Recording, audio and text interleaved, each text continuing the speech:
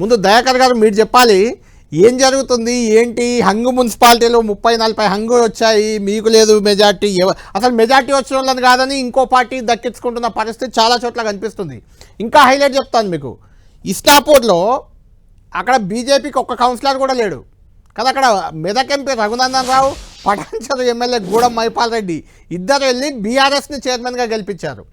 అటు కామారెడ్డికి వెళ్దాం. కామారెడ్డిలో వెంకటరమణారెడ్డి మీ రేవంత్ రెడ్డిని వాళ్ళ కేసీఆర్ని ఓడగొడితే అక్కడ కాంగ్రెస్ బీఆర్ఎస్ ఒక్కటై బీజేపీకి దక్కకుండా, ఎక్కువ సీట్లు బీజేపీకి వచ్చాయి అక్కడ, కానీ వాళ్ళకి దక్కకుండా ఒకటి కాంగ్రెస్కి చైర్మన్, వైస్ చైర్మన్ ఏమో బీఆర్ఎస్ తీసుకుంది. అది వాతావరణం. ఏంటి అసలు ఇలాంటి పరిస్థితుల్లో రాజకీయాలు ఎలా చూడాలి? అంటే తెలంగాణలో ఒక రకమైన విచిత్రమైన పరిస్థితి వచ్చింది. మన ఇప్పుడు రేవంత్ జీ కూడా చెప్తాడు, కొన్ని వాళ్ళు కూడా అబ్జర్వ్ చేసి ఉంటారు. ఇప్పుడే నేను రేవంత్తో కూడా మాట్లాడుతున్నా కొన్ని ప్రాంతాల్లో, అటు వాళ్ళ జిల్లాలతో పాటు ఆఫ్ ది రికార్డ్ లో మాట్లాడుతుంది. అంటే ఇక అధికారమే లక్ష్యంగా కొన్ని జరుగుతుంటాయి, గతంలో కూడా జరిగినాయి. కాబట్టి అద్దంకి గారు మీరు చాలా చూస్తుంటారు, కంపారిటివ్లీ ఇన్ని చోట్ల ఇన్ని రకాల మిక్స్డ్ పరిస్థితులు గతంలో పెద్దగా కనిపించలేదు, ఇంత కనిపించలేదు. అయితే ఇప్పుడు ఏమైతుందంటే హంగులు కొంచెం ఎక్కువ వచ్చినాయి, హంగ్ ఏరియాస్ ఎక్కువ వచ్చినాయి. అప్పుడు వాళ్ళు గవర్నమెంట్ లో ఉంటే మంచిది కదా అన్నట్టుగా ఆప్షన్ ఎంచుకుంటున్నట్టు మనకు కనబడుతుంది. లేదు, అదే పాయింట్ దయాకర్ గారు నేను చెప్తున్న పాయింట్ అదే. అలా ఎంచుకుంటే అది రొటీన్, అది ఇన్ జనరల్. కానీ రివర్స్ అవుతుంది ఇక్కడ. అక్కడక్కడ బీఆర్ఎస్ ను కూడా గెలిపిస్తున్నారు, కాంగ్రెస్ ను పక్కన పెట్టి. కాంగ్రెస్ లో గెలిచిన కౌన్సిలర్ ఆసిఫాబాద్ లో బీఆర్ఎస్ వైపు వెళ్ళిపోయాడు, బీఆర్ఎస్ కాడ చైర్మన్ వచ్చింది. ఇప్పుడు జనగామ మీ దృష్టికి వచ్చి ఉంటుంది, చామల కిరణ్ దాన్ని వాయిదా వేయమని మా కాంగ్రెస్ కౌన్సిలర్లను బీఆర్ఎస్ ప్రలోభ పెడుతుంది, వాయిదా పడాలని అక్కడ కూర్చొని బైఠాయించి వాయిదా ఎంచుకున్నాడు ఎందుకని. అయితే ఇప్పుడు గ్రామ పంచాయతీలలోనేమో పర్సనే లక్ష్యంగా ఉంటది, పార్టీ అనేది ఉండదు కదా, మామూలుగా గుర్తు కూడా ఉండదు కదా. ఇక్కడికి వచ్చే వరకు మున్సిపాలిటీస్ కొంచెం ఎక్స్టెండెడ్ స్టాండర్డ్ కాబట్టి అక్కడికి వచ్చే వరకు ఏమైతుంది, మళ్ళీ నాయకుడు కూడా ముఖ్యమే అవుతున్నాడు. సెకండ్ లేయర్ లో ఎవరు చైర్మన్ ఉంటే బాగుంటది, మీరు చైర్మన్ ఉంటే నేను సపోర్ట్ చేస్తా, లేదంటే ఇట్లా కూడా కొన్ని మారుతున్న పరిస్థితి ఉన్నది. కానీ ఒకటేంటంటే నాకున్న అంచనా ఏంటంటే, ఈ మారుతున్న ఈ పరిస్థితి ఏమైందంటే రేపు ఏ పార్టీలో గెలిచి ఏ పార్టీలోకి పోతాము అనే చర్చ వస్తుంది. అది గతంలో ఎమ్మెల్యేస్ నుంచి కూడా మొదలైంది. తెలంగాణలో విచిత్రమైన పరిస్థితి అని అనుకున్నా, ఇది కొనసాగడం అనేది మాత్రం ఇబ్బందికరమే. ఏ పార్టీకైనా అధికారంలో ఉన్న పార్టీకి అనుకూలత పెరుగుతుంటది. పోయినసారి కూడా 1437, 1446 బీఆర్ఎస్ కి వచ్చినాయి. అప్పుడు 1700 వచ్చినాయి బీఆర్ఎస్ కి, 500 చిల్లర కాంగ్రెస్ కి వచ్చినాయి వార్డ్స్. 1700 కరెక్టే. దీనికి కూడా 734 అట్లా వచ్చినాయి కాంగ్రెస్. సో మా వాళ్ళందరూ లేరు, తీరా చూస్తే వెనక వాళ్ళు చూస్తారు మిగతా దయాకర్ గారు మీరు అధికారంలోకి వచ్చినాక వాళ్ళు వెనక తిరిగి చూస్తే వాళ్ళు లేరు. మొన్న ఇప్పుడు ఈ పరిస్థితి కొనసాగుతుండాలంటే సేమ్ ఏ గుర్తుతో గెలిచిన వాళ్ళు ఆ గుర్తులే ఉండాలనేది ఒక చట్టం అనేది తేవాల్సి వస్తుంది. కానీ ఇప్పటికైతే మరి తప్పదు. తర్వాత ఎక్స్ అఫీషియో కూడా కొంత రూల్స్ అన్నిటిని కూడా స్ట్రాంగ్ చేసుకోవాలి. వాళ్ళు ఏమనుకుంటున్నారంటే దయాకర్ గారు, ఎమ్మెల్యేలే మారిపోతున్నారు, మాదే ఉందని వాళ్ళు మారిపోతున్నారు. అదొక ట్రెడిషన్ అయింది. బట్ ఇది ఇంకోటి కాస్ట్. నేను డైరెక్ట్ గా నేను మామూలుగా నా ఎన్నికలప్పుడు కూడా నేనేమి డబ్బును చూడలేదు, నేను ఎప్పుడు చూడను కూడా. మామూలుగా నేను ఎన్నికలు నిలబడేటప్పుడు 2 సార్లు కూడా అది ఎట్లొస్తుందో ఎట్లా పోతుందో అనేది నాకు తెలియదు. ఈసారి నేను కొంత పరిస్థితిని చూసిన గ్రౌండ్ లో, నేను ఇన్ఛార్జ్ గా ఉన్న అటు సిరిసిల్ల ఉన్న కరీంనగర్ ఏరియాలో కొన్ని చూసినా కదా. అది అధికార పక్షం గాని విపక్షం గాని కొంచెం తక్కువ, అధికార పక్షం ఎక్కువ, విపక్షం తక్కువ, ఎప్పుడైనా అంతే కదా. ఏంది మనోడు కేటీఆర్ అయితే మా అక్కడ 2 సార్లు రికార్డు. ఒకసారి ముందు 2 రోజుల ముందు అయిపోయింది, మళ్ళీ మార్నింగ్ ఎలక్షన్ రోజు కూడా. సరే సిరిసిల్లని కాదు అసలు, what is about the cost of the election అని నువ్వు చూడు ఒకసారి. కోట్ల రూపాయల. కరీంనగర్ లో అన్ని పార్టీలు పెట్టాయట కదా, కరీంనగర్ అన్ని పార్టీలు. నేనేదో బీఆర్ఎస్ పెడుతున్నది, కాంగ్రెస్ పెట్టలేదు అని ఇట్లా అంటలే.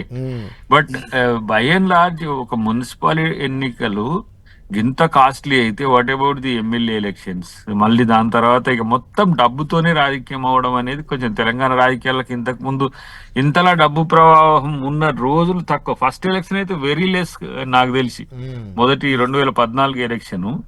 చాలా తక్కువతో మీకు జరిగింది. దయాకర్ గారు మీరు కరీంనగర్లో కూడా ఇన్ఛార్జ్ ఉన్నారు కాబట్టి ఆ జిల్లాలో ఒక 2 ప్లేసుల్లో విచిత్రమైన పరిస్థితి. సుల్తానాబాద్లో క్లియర్ మెజార్టీ మీకు వచ్చింది కాంగ్రెస్కి, కానీ అక్కడ చైర్మన్ వైస్ చైర్మన్ తేల్చుకోలేక వాయిదా వేసుకున్నారు ఎందుకని. జగిత్యాల్లో కాంగ్రెస్ వర్సెస్ కాంగ్రెస్, సంజయ్ వర్సెస్ జీవన్ రెడ్డి. ఆ పంచాయతీలో సంజయ్కి పై చేయి వచ్చినట్టుంది కొంత.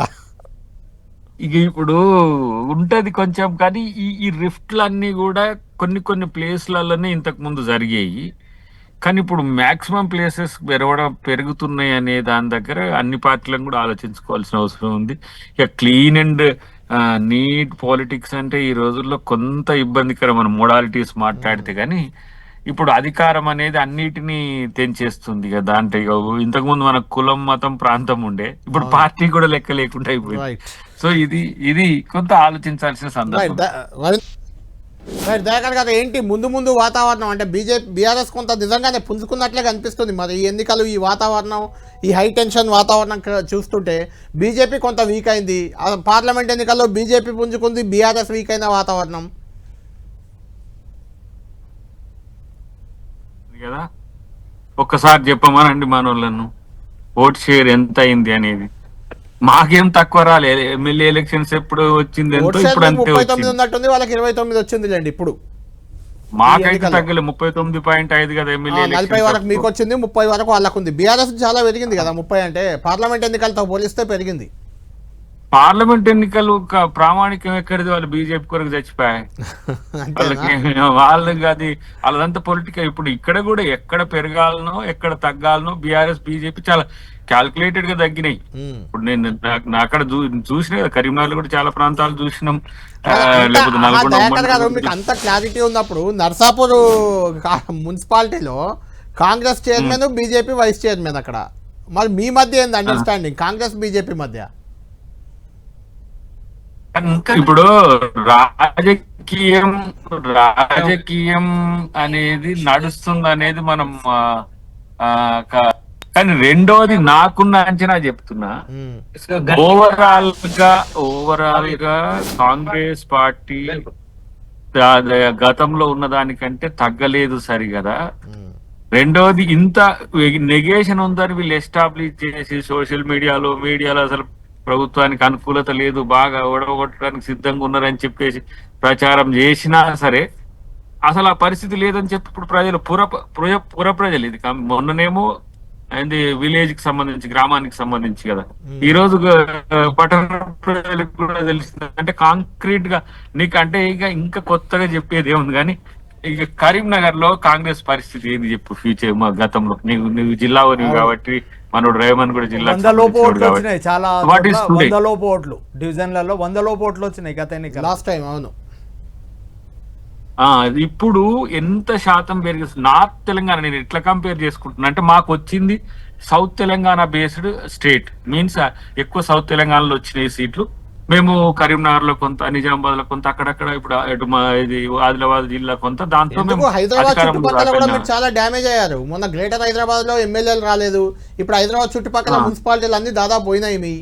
అంటే ఇక్కడ పీక ఎండిపోతే ఇప్పుడు వాటికి నీళ్లు పోసి మళ్ళీ పెంచుకుంటున్నాం. ఇప్పుడు అది మేము ఓవరాల్ గా మేము బలపడుతున్నాం మేము. ఎందుకంటే ఎప్పుడు ఇది 1981 నుంచి నువ్వు డేటా తీసుకుంటే, టీడీపీ వచ్చిన కాంచి నార్త్ తెలంగాణలో కాంగ్రెస్ పరిస్థితి ఆగమ్య గోచరం. మొత్తం ఎక్కువ టీడీపీకి అనుకూలత పెరగడం. రెండవ శ్రేణిలో ఏమైంది, బీఆర్ఎస్ కు కన్వర్జ్ అయింది ఆ టీడీపీ శ్రేణులు, పాత కమ్యూనిస్టులంతా. ఇప్పుడు కాంగ్రెస్ వైపు కూడా వస్తుంది. ఓవరాల్ గా మొత్తం తెలంగాణలో ఇప్పుడున్న పాత 10 జిల్లాల్లో 33 జిల్లాల్లో కూడా రేవంత్ రెడ్డి గారి నాయకత్వంలో చాలా బలంగా